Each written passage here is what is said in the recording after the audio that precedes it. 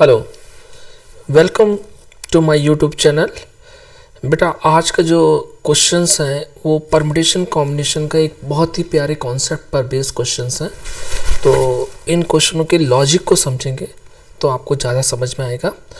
तो ये पूरी एक सीरीज है क्वेश्चनों की, तो इसको हम बड़े अच्छे तरीके से समझेंगे। इसका ओरिजिनल तरीका और शॉर्टकट दोनों को समझना बहुत ज़रूरी है। कहाँ पर ओरिजिनल और कहाँ पर शॉर्टकट लगाना है तभी आप समझ पाएंगे जब इस क्वेश्चन को हम सॉल्व करेंगे। तो इसके स्टेप्स को समझिएगा, एक एक स्टेप्स यहाँ पे समझेंगे। तो क्वेश्चन आपने रीड कर लिया होगा। तो देखो क्वेश्चन क्या कहता है। यहाँ पर क्वेश्चन कहता है कि sigma r is equal to 1 to n r factorial r की वैल्यू पता है। तो देखिए, सबसे पहले तो मैं बात करूंगा, अगर हम इसके एक शॉर्टकट की बात करें तो इसका शॉर्टकट क्या होगा कि हम थोड़ी देर के लिए n को 2 सपोज कर लें। ये शॉर्टकट तरीका है, ठीक है, दैट इज शॉर्टकट। तो n इक्वल टू 2 सपोज कर लिया तो ये हमारा क्या वैल्यूज देगा, sigma r is equal to 1 to 2 और ये हो गया r फैक्टोरियल r। इसको अगर हम स्प्लिट करेंगे तो r की value 1 into factorial 1 plus 2 into factorial 2। इसको सॉल्व करेंगे तो ये हो जाएगा 2 2 ज़ा 4 प्लस 1, हमारा आंसर आ गया 5। ठीक है, अब सेम वे में हम ऑप्शन के साथ प्ले करेंगे। पहले ऑप्शन में अगर हम 2 डालेंगे तो factorial 2 minus 1, 2 minus 1 that is 1। हमें यहाँ पर आंसर लाना था 5 और ये आंसर दे रहा 1, तो रॉन्ग आंसर। बी क्या कहता है, n की जगह 1 पुट किया, 2 पुट किया तो फैक्टोरियल 3 2 जा 6 माइनस 1, 6 माइनस 1 डेट इज़ 5 और हमारा क्वेश्चन भी 5 है, ये भी 5 है, तो मोस्ट प्रोबेबली ऑप्शन बी सही होना चाहिए। एक बार और भी चेक कर लेते हैं। ऑप्शन सी, n की वैल्यू 2 डाली, 4 हो गया, फैक्टोरियल 4 यहाँ पर वैल्यूज डालना है तो 4 फैक्टोरियल 4 कितना होगा, 4 3 जा 12, 2 जा 24 माइनस 2 22, 5 नहीं आ रहा है तो ये ऑप्शन गलत है।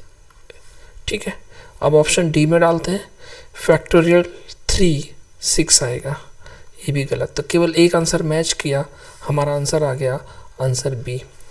देखिए, ये तो क्वेश्चन आपको समझ में आ गया, लेकिन अगर यहाँ पर डेटा हमारा जो है n की जगह बोल दे r is equal to 1 to 10, 1 to 15, 1 to 20, तो ये शॉर्ट ट्रिक हमारी नहीं लगेगी क्योंकि ऑप्शन में वैल्यूज आ गई और वैल्यूज के साथ प्ले करना डिफिकल्ट हो जाता है। तब इसका ओरिजिनल तरीका आपको आना बहुत ज़रूरी है। तो हम समझाते हैं इसका प्योर सोल्यूशन। तो ये तो आपको शॉर्टकट तो पूरा अच्छी तरह से समझ में आ गया होगा कि अगर इस टाइप के क्वेश्चन आए और ऑप्शन n के टर्म्स में है तो ये एक शॉर्टकट मेथड आपको बड़े आराम से समझ में आ गया। ओके, अब हम इसके ओरिजिनल तरीके को आपके सामने सॉल्व करके देखते हैं। तो सबसे पहले देखिए क्या लिखा हुआ है, sigma r is equal to 1 to n r factorial r। सबसे पहला स्टेप, इसको स्प्लिट करेंगे, सारी वैल्यूज अंदर जो ब्रैकेट के सिग्मा के अंदर है उसको हम फैक्टोरियल में लेके आएंगे। तो मैंने यहाँ पर r में +1 किया, -1 किया। ये स्टेप अभी समझ में आएगा ऐसा क्यों किया गया। तो ये हमारा +1 -1 किया। अगला स्टेप आया, sigma r is equal to 1 to n और ये फैक्टोरियल r का अंदर मल्टीप्लाई कराया तो r plus 1 into factorial r minus factorial r, इतना हमारा अगला स्टेप आ गया। यहाँ तक बिल्कुल समझ में आ गया होगा। इसके बाद अगला step, sigma r is equal to 1 to n r plus 1 factorial r को हम लिख सकते हैं factorial r plus 1 minus factorial r। यहाँ तक भी समझ में आ गया। अगले स्टेप को समझने की कोशिश करते हैं। तो अगला स्टेप क्या होगा, ध्यान से देखेंगे। अगर हम इसको स्प्लिट करते हैं, इस स्टेप को यहाँ से देखेंगे, ठीक है, इसको स्प्लिट करते हैं तो ये क्या होगा, r की वैल्यू 1 डाली तो ये हो जाएगा factorial 2 minus factorial 1 plus factorial 3 minus factorial 2 plus factorial 4 minus factorial 3, और ये कंटिन्यू चलता रहेगा n तक, तो factorial n plus 1 minus factorial n। मेरे ख्याल से एक एक स्टेप आपको बहुत अच्छे तरीके से समझ में आ गया। अब अगला स्टेप क्या है, जरा ध्यान से देखिए, ये फैक्टोरियल 2 से फैक्टोरियल 2 कैंसिल, फैक्टोरियल 2 से फैक्टोरियल 2 कैंसिल, फैक्टोरियल 3 से फैक्टोरियल 3 कैंसिल, आपको दिख रहा होगा। ऐसे ही फैक्टोरियल 4 से फैक्टोरियल 4 कैंसिल, तो यहाँ पर फैक्टोरियल n से फैक्टोरियल n कैंसिल। तो इस रिजल्ट ने जो हमको आउटपुट दिया वो क्या दिया, बहुत ध्यान से समझिएगा। ये आउटपुट दो वैल्यूज बची यहाँ पर, एक तो बची फैक्टोरियल n प्लस 1 और एक बची फैक्टोरियल n। तो इसका फाइनल आंसर आया factorial n plus 1 minus factorial 1, या आंसर हो गया फैक्टोरियल n प्लस 1 माइनस 1। तो इसका राइट आंसर क्या आ गया, ऑप्शन बी। तरीका समझ में आया। तरीके में टेक्निक क्या है, ये ब्रैकेट फैक्टोरियल के अंदर वैल्यूज को लानी होती है एडजस्टमेंट करके। तो ये आपको क्लियर हो गया। तो इसके इस रिजल्ट्स को आप याद भी कर सकते हैं, अगर आप याद करना चाहें तो बहुत बेटर आइडिया है कि इस रिजल्ट को याद कर लें। तो अगर कुछ भी डेटा आता है तो शॉर्ट ट्रिक से भी कर सकते हैं और डेटा के साथ प्ले कर सकते हैं। तो ये रिजल्ट हमको याद हो गया। इसी तरीके से अब देखिए नेक्स्ट प्रॉब्लम क्या है, ये आई। ये इस टाइप से भी पूछ सकता है जो ब्लू कलर में लिखा हुआ है, या इस तरह से लिख सकते हैं। यहाँ n की जगह 20 आ गया। अब ऑप्शन में n नहीं है तो हम शॉर्ट ट्रिक के साथ प्ले नहीं कर सकते हैं। तो हमको वही पुराना मेथड जो पिछला अभी किया, sigma r is equal to 1 to n r into factorial r को मैंने क्या सॉल्व करके लाया था, factorial n plus 1 minus 1। Same way में यहाँ पर लिखा हुआ है r is equal to 1 to 20 r into factorial r। तो n की वैल्यू यहाँ पर 20 आ गई, तो 20 प्लस 1 21 माइनस 1। तो अगर इस रिजल्ट को आपने लर्न कर लिया या इसके कॉन्सेप्ट को समझ लिया, तो अब यहाँ n की जगह 20 आए, 10 आए, 15 आए, 50 आ जाए, तो यहाँ पर वैल्यूज़ में चेंज हो जाएगा। तो इसका आंसर क्या हो जाएगा, बी 20 फैक्टोरियल 21 माइनस 1। ये दोनों क्वेश्चन आपको समझ में आ गए। अब देखिए अगला क्वेश्चन क्या है, ये जर्नल है। अगर इसको भी हम शॉर्ट ट्रिक से करना चाहें तो सेम वे में कैसे करेंगे बेटा, शॉर्ट ट्रिक से। तो शॉर्ट ट्रिक से समझते हैं पहले, तो शॉर्ट ट्रिक भी समझते हैं फिर ओरिजिनल समझते हैं। और कभी कभी शॉर्ट ट्रिक्स हमारी काम नहीं आती है, अगर डेटा के साथ थोड़ा प्ले कर दें तो शॉर्ट ट्रिक काम नहीं आती है। ये अगर 1 to 10 कर दे, 1 to 15 कर दे, 1 to 20 कर दे, तो ऑप्शन में n नहीं होगा, तो शॉर्ट ट्रिक के साथ प्ले करने में डिफ़िकल्टीज होंगी। तो यहाँ पर शॉर्ट ट्रिक मेथड से हमारा क्या सोल्यूशन बनेगा, ऐसे समझ सकते हैं। शॉर्ट ट्रिक, थोड़ी देर के लिए हमने n की वैल्यू को 2 सपोज कर लिया, तो ये हमारा क्वेश्चन क्या बनेगा, sigma r is equal to 1 to 2, और ये हो जाएगा r square plus 1 factorial r।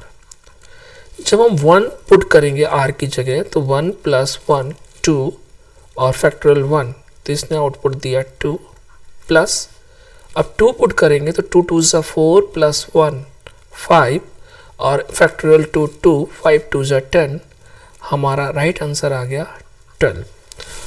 जब हमने सपोज किया n की वैल्यू 2, हमने लूप को केवल 2 टाइम्स ही चलाया, तो यहाँ पर n की वैल्यू 2 रखने पर हमारा आउटपुट कितना आया, 12।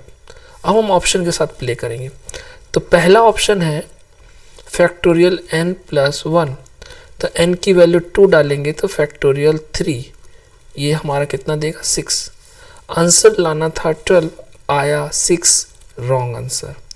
अब हम b में रखेंगे तो ये कितना हो जाएगा 4 को लिख सकते हैं 4 3 जा 12 2 जा 24, और ये 24 माइनस 1 दैट इज 23। आंसर लाना था 12 और ये हमारा आंसर कितना आ गया 23, रॉन्ग आंसर है।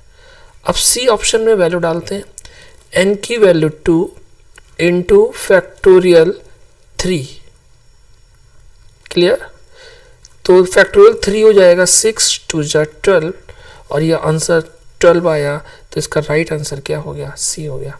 ये तो शॉर्टकट था, लेकिन अगर यहाँ n की जगह 20 40 50 कुछ और डेटा डाल देता तो ये क्वेश्चन कॉम्प्लिकेट हो जाते हैं। तो या तो आपको रिजल्ट से याद हो, एक तरीका है, और दूसरा इसकी वर्किंग प्रोसेस पता हो। तो इसकी वर्किंग प्रोसेस कैसे लगती है ये अभी हम समझेंगे यहाँ पर। तो हम यहाँ क्या करेंगे, ध्यान से देखेंगे। तो इसका ओरिजिनल तरीका थोड़ा सा लेंथी पड़ता है, इसका सोल्यूशन समझते हैं। इसका सोल्यूशन बहुत ध्यान से समझेंगे। सबसे पहले हमें पिछले क्वेश्चन की तरह ये r² + 1 वाला डेटा जो है इसको फैक्टोरियल के अंदर ले जाना है। तो उसके लिए एक प्रोसेस है। सबसे पहले हम आपको r+2 और r+1 का मल्टीप्लाई करके देखते हैं क्या आता है। r² + 3r और प्लस कितना हो जाएगा 2। इसका मल्टीप्लाई कराने से हमको क्या फ़ायदा मिला, r² + 3r + 2 = r+2। मैंने पोजीशन शिफ्ट करा दी, सेम चीज़ लिखी है। अभी तो हमने ये केवल मल्टीप्लाई करके देखा। हमारी रिक्वायरमेंट है r² + 1। तो इधर मैंने क्या लिखा, r² + 1 = r+2 r+1। यहाँ पर +1 मैंने इससे ले लिया तो उधर जाएगा +1, तो ये -1 हो जाएगा। तो ये हो गया -3r - 1। मेरे ख्याल से कोई प्रॉब्लम नहीं हुई होगी। फिर अगला स्टेप मैंने क्या किया, r² + 1 = r+2 r+1 -3r। मैंने अपने तरफ से -3 ऐड किया और -3 सब्ट्रैक्ट किया बैलेंस बनाने के लिए। तो ये हमारा अगला प्रोसेस समझ में आ गया होगा। तो ये बना r² + 1 = r+2 r+1 -3 कॉमन लिया तो r+1 + 2 आ गया। यहाँ तक बिल्कुल समझ में आ गया। इस तरीके से जब कई सारे क्वेश्चनों में आप प्रैक्टिस करेंगे तो स्प्लिटिंग आपको धीरे धीरे प्रैक्टिस के बाद आ जाएगी। r+2 r+1, यहाँ पर 3 टाइम्स ऑफ r+1 है तो इसको 2 पार्ट में तोड़ दिया। एक लिखा r+1 और दूसरा लिखा मैंने -2 r+1 + 2। यहाँ तक बिल्कुल समझ में आ गया। ये 3 को 2 पार्ट में स्प्लिट कर दिया। देखिए स्प्लिटिंग बेटा कई बार प्रैक्टिस करने के बाद आपके कॉन्सेप्ट क्लियर हो जाएंगे। r+2 r+1 -r+1, ये हमने क्या किया, एक ब्रैकेट में रख लिया। ये वैल्यूज एक ब्रैकेट में रख लिया और यहाँ से मैंने माइनस कॉमन लिया। कितना कॉमन लिया, -2, और दूसरे ब्रैकेट में हमने रखा वैल्यूज, क्या रखी बेटा, बड़े ध्यान से देखेंगे। -2 कॉमन लिया तो ये आएगा, क्या आएगा, r+1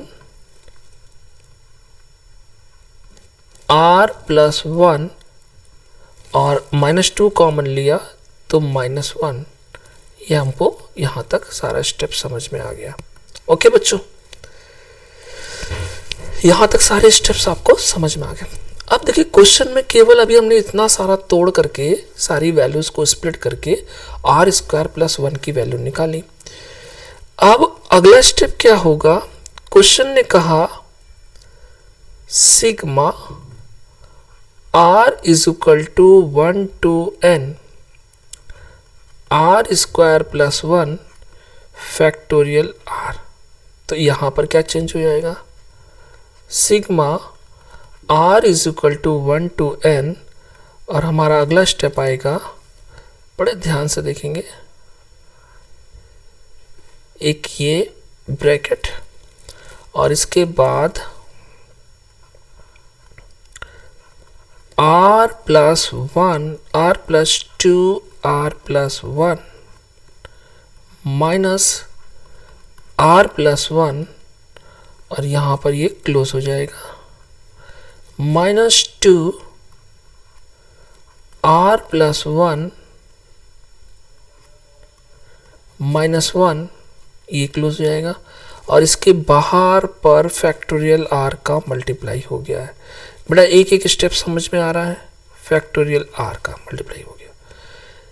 जब ये फैक्टोरियल r इनसाइड मल्टीप्लाई होगा तो ये हमारा बन के आएगा r = 1 to n और ये आ जाएगा factorial r+2 minus factorial r+1। Okay, एक ब्रैकेट में -2 दूसरे ब्रैकेट में आएगा factorial r+1 minus factorial r, ये आएगा। मेरे ख्याल से समझ में आ गया। इसके बाद प्यारे बच्चों हम क्या करेंगे यहाँ पे समझते हैं। अभी मैंने इस डेटा को पिछले समझाया था कि क्या हमारा डेटा आया, तो जरा यहाँ पे समझने की कोशिश करें। इस स्टेप में factorial r+1 minus factorial r ये देता है फैक्टोरियल n+1 -1। एग्री? तो इसको पैटर्न को समझें, n+1 -1 ये दो डेटा हमारे बचते हैं। अभी इस क्वेश्चन को मैं आपको समझा के गया था, तो यहाँ से इसी पैटर्न को यहाँ पर कॉपी करेंगे तो ये हमारा देगी वैल्यूज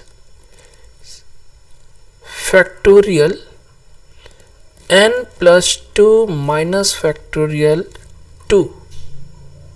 ओके, और यहाँ पर आएगा -2 फैक्टोरियल n+2 माइनस और ये 1 हो जाएगा। ओके, n+1 है, यहाँ पर 2 नहीं है, इस जगह पर डेटा 1 है, 2 नहीं है। तो यहाँ पर देखें factorial n+1 minus factorial 1। Clear हो गया? बिल्कुल क्लियर पिक्चर हो गई होगी यहाँ से यहाँ तक। अब देखिए अगला स्टेप क्या होगा। फैक्टोरियल n+2 को मैंने बाहर निकाला तो ये आ गया factorial n+1 -2 times factorial n+1 और -+2।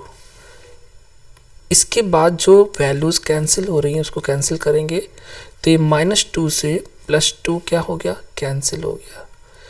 यहाँ से कॉमन आ रहा है फैक्टोरियल n+1 तो ये बचेगा n+2 -2, 2 से 2 कैंसिल हो गया तो ये हमारा रिजल्ट बन के आया n factorial n+1।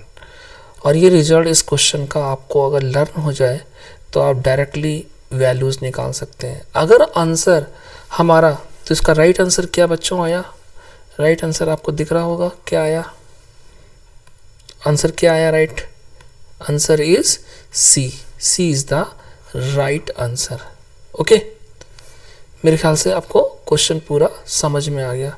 C is the right answer. Okay, तो इस क्वेश्चन को थोड़ा सा एक बार खुद करके देखेंगे तो ज़्यादा आपको समझ में आएगा। अब देखिए अगर ये क्वेश्चन इस तरीके के फॉर्म में आया था तो अब हम ऑप्शन के साथ शॉर्ट ट्रिक नहीं लगा सकते थे, हमको इसको n सपोज करके पूरा सॉल्व करना था। और अभी हमने इस क्वेश्चन का जो रिजल्ट बनाया वो क्या बनाया, इसका क्वेश्चन का रिजल्ट क्या बनाया, n इंटू फैक्टोरियल n+1।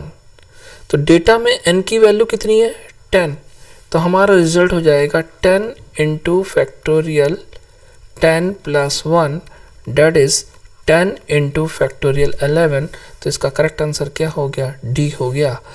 तो मेरे ख्याल से इस टाइप के पीएनसी की प्रॉब्लम्स आपको देख करके समझ में आया होगा। थोड़ी प्रैक्टिस करेंगे और प्रैक्टिस करके ये प्रॉब्लम्स आपको काफ़ी इजी लगने लगेंगी। बहुत बहुत धन्यवाद, थैंक यू सो मच। आगे वीडियो इसी तरीके के और क्वेश्चन लेकर के आपके सामने उपस्थित होंगे। Thank you.